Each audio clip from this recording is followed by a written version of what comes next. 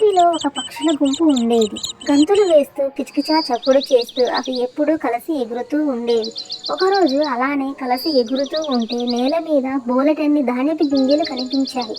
పక్షులంతా ధాన్యం తిందామని నేల దిగంగానే ఇద్దరు మనుషులు ఆ పక్షులను వలవేసి పట్టేశారు.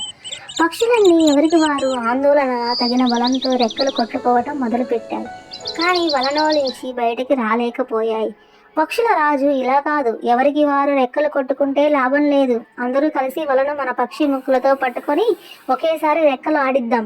అప్పుడు మనం వలతో సహా ఎగిరిపోవచ్చు అని ఆదేశించాడు. పక్షులంతా ఐకమత్యంతో రాజు చెప్పినట్టు చేశారు. అనుకున్నట్లే వలతో పాటు ఎగిరిపోయారు. మనుషులు కింద ఆశ్చర్యంతో చూస్తూ ఉండిపోయారు. కాసేపటికి తరవటం మొదలుపెట్టారు. కానీ అప్పటికే పక్షులు చాలా పైకి ఎగిరిపోయాయి. పక్షులకు మిత్రులైన ఎలుకల దగ్గరికి ఎగురుకుంటూ వెళ్ళి ఎలుకలను సహాయం కోరాయి. ఎలుకలు చకచకా పళ్ళతో కొరికి వలను ముక్కలు ముక్కలుగా చేశాయి. ఇలా పక్షులన్నీ ప్రాణాపాయ స్థితిలో నుంచి బయటపడి 10 కాలాల పాటు సంతోషంగా ఉన్నాయి. అందరం కలిసి ఉంటే మనం ఏదైనా సాధించవచ్చు.